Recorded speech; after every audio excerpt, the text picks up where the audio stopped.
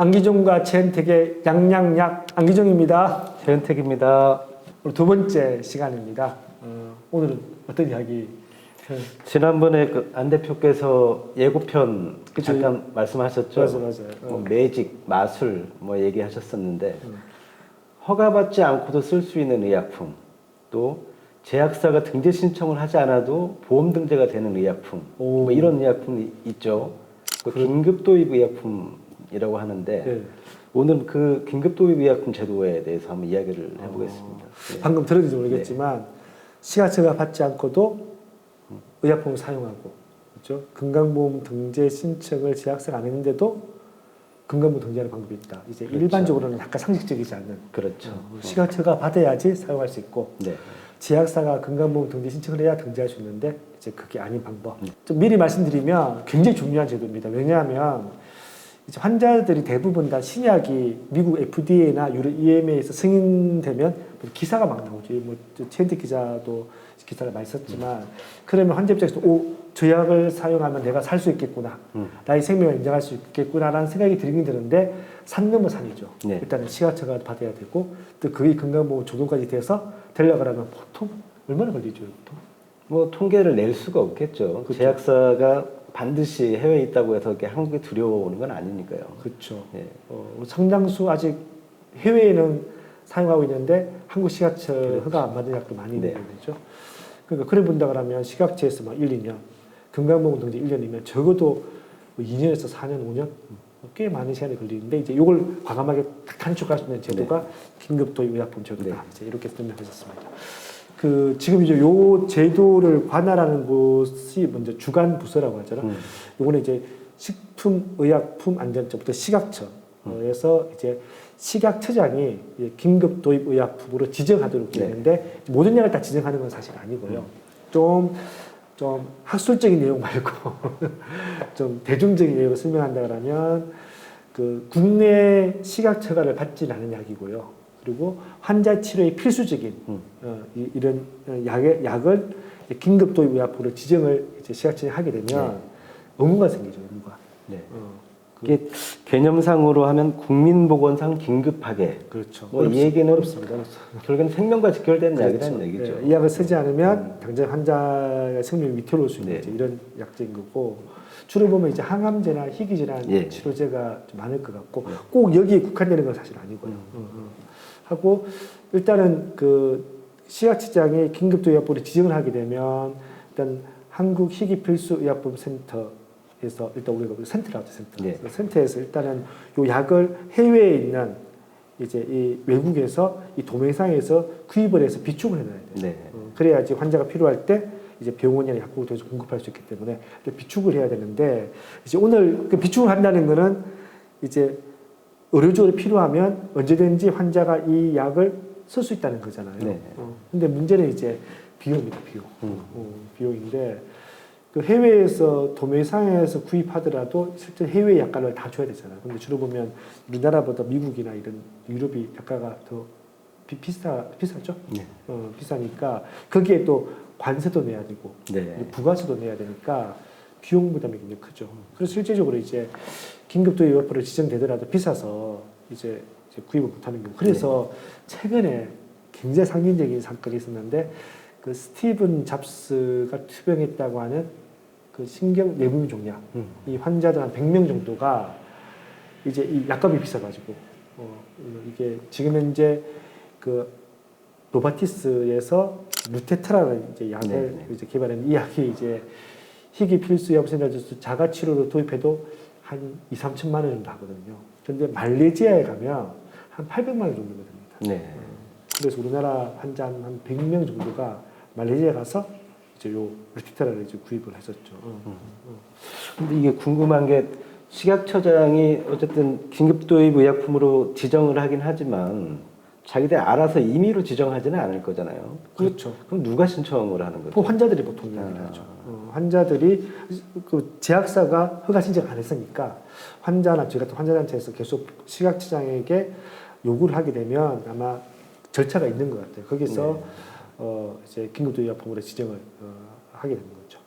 제약사 입장에서는 좀 난감할 수도 있겠네요. 그렇죠. 난감하죠. 자기들 아무 준비도 안 돼 있는데 갑자기 이렇게 들어오게 되면 실제 그 한국 노바티스에서 그 신경 내부비 종양 환자들이 계속해서 그 말레이시아에 가는 거 안 가고 한국에서 하게 달라 이렇게 해서 허가 요청을 했는데 뭐 노바티스 안 하니까 식약처장이 긴급도 의약품으로 지정을 했었어요. 그때가 아마 이여경 처장일 때로 알고 있는데 그러니까 한 2달 뒤에 노바티스가 허가 신청했습니다. 네.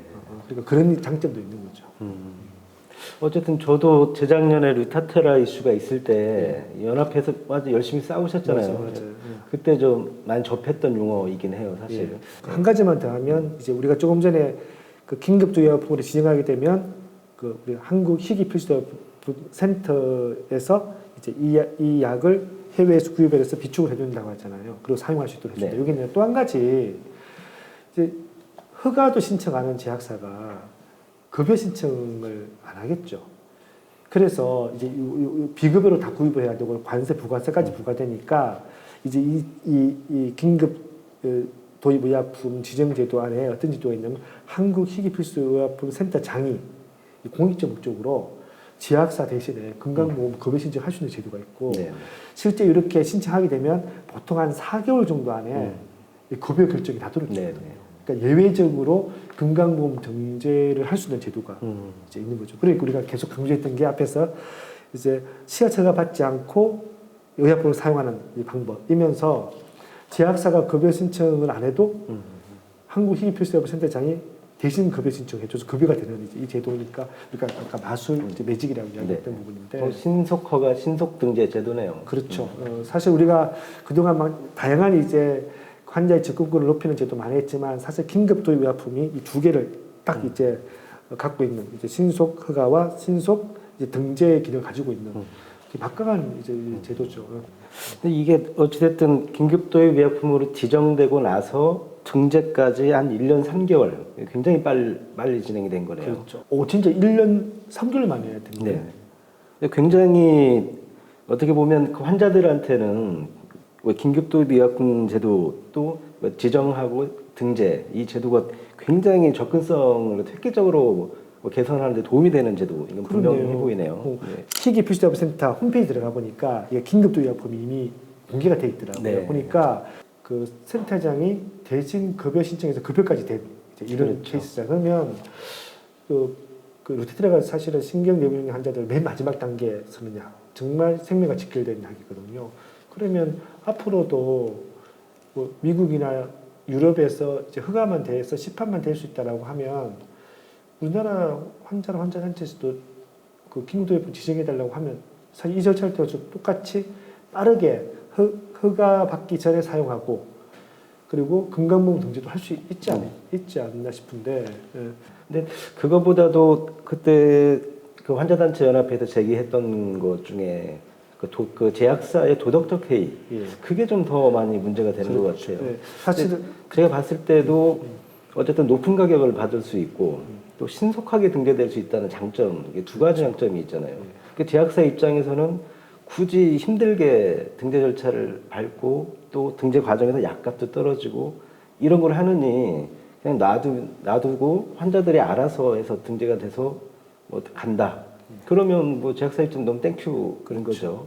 사실은 그 부분을 악용할 거 이걸 우려하는 거 같은데. 그렇죠. 제약사가 악용할 수 있는 게 두 가지인데 하나는 이제 환자나 환자 단체를 이렇게 좀 선동해서 긴급도 의약품을 지정하게 만들어서 일단은 비급여로 사용하게 만들고 그리고 또 이제 센터장이 급여 신청을 하게 만들어서 약값을 좀 높게 받고 그리고 난 뒤에 한참 있다가 식약처가 받고 그리고 이제 그 해외에서 그 약가가 다 높이 만들어지고 난 뒤에 그때 이제 급여 신청하는 거죠. 그럼 여기서도 높은 가격을 받을 수 있으니까 사실 그런 우리가 사실 있고 실제 노바티스가 좀 이게 그 예상보다 더 늦게 급여 신청하는 바람에 사실 그런 비판을 좀 받고 있거든요. 그래서 긴급도 의약품 지정제도 약 노바티스가 약간 제도를 악용했다. 이제 이런 약간 비판이 있어서 좀 걱정되는 부분이 있긴 있지만 또 반대로 현재로는 어쨌든 이거는 제도거든요.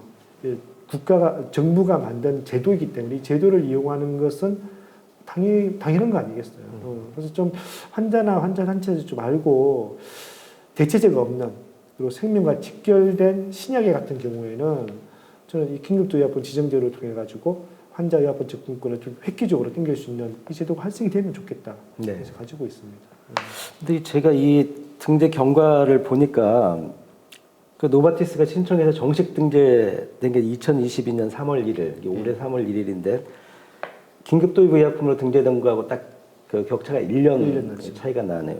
이게 결국에는 긴급도입 의약품 제도로 도로를 닦아 놓으니까 이 도로를 타고 빨리 들어온 거죠. 근데 만약에 노바티스가 긴급도입 의약품 제도와 상관이 없이 신청을 했다 그러면 뭐 더 걸렸을 가능성도 있겠죠. 그렇죠. 사실은 긴급도의약품으로 지정이 안 됐다라고 하면 노바티스가 그렇게 빨리 시가처가를 신청 안 했겠죠. 그리고 허가를 못 받으면 당연히 급여 신청도 안 했을 거니까 약간 징검다리, 그러니까 긴급도의약품 지정제가 약간 징검다리 역할을 한 건 맞죠. 사실 아까 복지부나 심사평가원 이 보험자들은 이게 예외적인 통로가 너무 확대되는 걸 사실 우려하는 게 있다 이렇게 말씀하셨는데 사실 긴급도입 의약품 지정받기 쉽지가 않잖아요. 그렇죠. 이미 제도 자체가 굉장히 제한적인 운영이 되는 제도이기 때문에 뭐 얼마나 국민보건사 생명과 직결되게 긴급하게 도입할 약, 특히 이제 제약사들이 가져오지 않고 있는 약 이런 게 뭐 얼마나 되겠어요. 자료를 보니까 또 궁금한 게 지정부터 등재까지 어쨌든 1년 3개월이면 결국 긴 시간은 아닌데 근데 제가 과거에 알기로는 이제 통상 급여 신청일로부터 한 4, 5개월, 길어야 한 6개월 정도면 등재가 되는 걸로 알고 있었거든요. 맞아요. 근데 이게 보면 급여 신청은 2020년 3월 17일인데 등재가 2020년 3월 1일이면 거의 1년이 걸렸단 말이에요. 기존하고 비교하면 한 반년이 더 걸렸다는 의미인데 이게 뭐 배경이 있는 건가요? 현재 16개 정도가 건강보험 적용이 되고 있잖아요. 긴급도의약품 중에서도. 근데 대부분 다 한 4개월 만에 다 급여 등재가 완료됐었어요.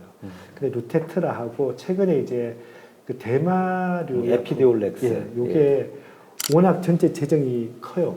실제 제가 알기로는 기존에 건강보험 적용됐던 이제 긴급도의약품은 다 합쳐봤자 한 30억 정도밖에 안 되는데 루테트라 하나만 해도 100억이 넘고요. 에피돌렉스도 100억이 넘고요. 워낙 규모가 크다 보니까 이제 건강보험공단의 관여 절차가 생긴 거예요. 예전에는 건강보험시장평가원의 약제도평가위원회에서 다 했거든요. 다 했는데 지금은 아마 공급 관련된 그다음에 또 제약사의 또 윤리적인 문제 이런 것 때문에 공단에서 아마 이제 이 한국희귀필수의약품센터하고 약간 이제 협상이라고 해야 되나? 약간 협상은 아니겠죠. 어째 협상 절차 거치면서 더 길어지게 된 거죠. 그럼 6개월, 60일 정도 더 지연됐다고 봐야 되겠네요. 그렇죠. 그래서 그 당시에도 너무 길다. 이게 긴급도의약품에 취재받지 않다라고 했는데 처음이다 보니까 이렇게 하다 보니까 좀 길어졌지만 좀 단축될 거다라고 얘기를 했었어요. 그리고 이미 약간 정부 쪽에서는 이 제도를 활용될 거라는 생각을 좀 가지고 있는 것 같아요. 그러다 보니까 좀 이번에 절차를 좀 만들어서 이제 건강보험공단도 관여하고 이렇게 하거든요. 말씀을 들어보니까 기억이 나는데 2020년 10월 그때 그 등재 절차가 좀 많이 바뀌었죠. 과거에는 이른바 이제 산정약제라고 해서 제네릭 같은 약들은 공단 협상을 하지 않고 심평원 단계에서 가격 결정해서 바로 가는 그런 트랙이었었는데 이제 모든 의약품은 다 이제 공단 절차를 거친다 이런 방식으로 이제 2020년 10월에 바뀌었는데 거기에 이제 긴급도입 의약품도 같이 묻어갔다는 얘기네요. 그렇죠. 근데 저 좀 이해가 안 가네요. 그 말씀하신 것처럼 긴급도입 의약품의 그 도입 취지를 고려를 하면 생명과 직결된 의약품이고 환자에게 신속히 필요한 약인데 근데 또 실제 공단에 가서 가격을 협상하는 것도 아니고 또 안정적 공급이라거나 기타 등등 어떻게 보면 부대 협상을 하는 부분인데 그것 때문에 60일 정도 시간이 더 뭐 소요가 된다. 좀 문제가 좀 있어 보이는데요. 그렇죠. 단축할 수 있는 방법을 찾는 게 좀 필요하죠. 어찌 보면 약제도평가위원회 단계에서 논의할 때 건강보험공단이 참여하면 되는 거잖아요. 그렇게 한꺼번에 좀 빠르게 하면 좋은데 어찌 보면 이제 고가 많은 재정이 들어가는 긴급도의약품의 급여 절차가 이번에 루테트라고 에피돌렉스 하면서 이제 약간 이제 정착돼 가고 있는 상황인 것 같고요. 이제는 한국희귀필수의약품센터도 약간 전문성에 있어서 기존에 이제 건강보험시장평가원이나 건강보험공단을 약간은 좀 비교를 하면 될지 모르겠지만 좀 역량이 좀 부족할 수 있죠. 왜냐하면 이건 전문적으로 이거 배웠던 것이고. 근데 이번에 아마 굉장히 역량을 많이 키워온 걸로 알고 있고 약사도 고용하고 하는 걸로 알고 있어서 이전에 이 제도가 뭐 어떤 약이 될지는 모르겠지만 뭐 이 절차를 거치더라도 아무튼 신속하게 될 거라고 보고 있습니다. 결국에는 희귀 필수 의약품센터에 이 보험의약품과 관련된 정책 이거를 좀 잘 아는 담당자들 좀 양성을 해야 되겠네요. 그렇죠. 한국희귀필수의약품센터의 역량이 굉장히 커진 거죠. 어떻게 보면 앞으로 이렇게 긴급 도입 의약품으로 지원될 수밖에 약이 더 늘어나게 되고 환자들이 신속한 접근권의 요구가 많아지게 되면 아마 이런 약제가 더 늘어날 거로 보고 있는 거죠. 그러면 이제 전문성도 키워야 되고 더 꼼꼼한 이제 이런 역할을 해야 되는 거죠. 네. 근데 재밌는 거는 우리가 지난 시간에 선등제 후평가 신속등재 제도 관련해서 이야기를 나눴었잖아요. 예. 근데 사실 카테고리를 보면 특명과 직결된이라고 한다는 측면에서 봤을 때 긴급 도입 의약품하고 이렇게 교집합이 좀 많은 것 같아요. 그렇죠, 맞습니다. 어떻게 보면 이 긴급 도입 의약품 제도를 많이 활성화한다고 하면 실제 신속등재 부분도 어느 정도는 뭐 실현할 수 있겠네요. 그래서 우리가 이제 지난주에 했던 윤석열 정부의 이제 그 초고가약 의료비 부담 완화 정책 이 이야기했잖아요. 네. 근데 우리 환자들이 요구는 신속이래, 신속하게 사용하게 달라는 것과 신속하게 이제 급여해 달라고 요구인데 그 요구라 그러면 뭐 윤석열 정부가 하든 안 하든 상관없이 이미 있는 긴급 도입 의약품 지정 계획을 통해 가지고 사실은 소기 목적을 달성할 수는 있죠. 그래서 이제 고민하고 있는 부분이 있습니다. 그동안 이제 이 중증 환자들 이제 당장에 약이 필요한 환자들이 뭐 식약처를 상대로 그다음에 뭐 보건복지부 상대로 뭐 빨리 허가해 달라. 그다음에 건강보험 적용해 달라 요구가 많았었는데 제도가 없어서 환자들 혜택을 못 받는다고 했는데 오늘 이제 우리 공부를 해보니까 이미 제도가 있는 거더라고요. 그 제도를 우리가 제대로 좀 이렇게 이해하지 못해서 활용하지 못했는데 최근에 뉴테트라나 이제 에피디올렉스 같은 걸 통해서 이제 약간 경험이 쌓인 것 같아요. 그래서 우리가 이 제도를 통해서 정말 생명과 직결된 신약의 접근권을 높이는 것에 대해서도 좀 활성화하는 그런 노력들이 좀 필요한 것 같습니다. 네. 저도 긴급 도입 의약품 제도에 공부하는 좋은 시간이었는데요. 어쨌든 좋은 거는 제약사들이 신속하게 국내에서 허가를 받고 신속하게 등재 절차를 밟는 게 중요합니다.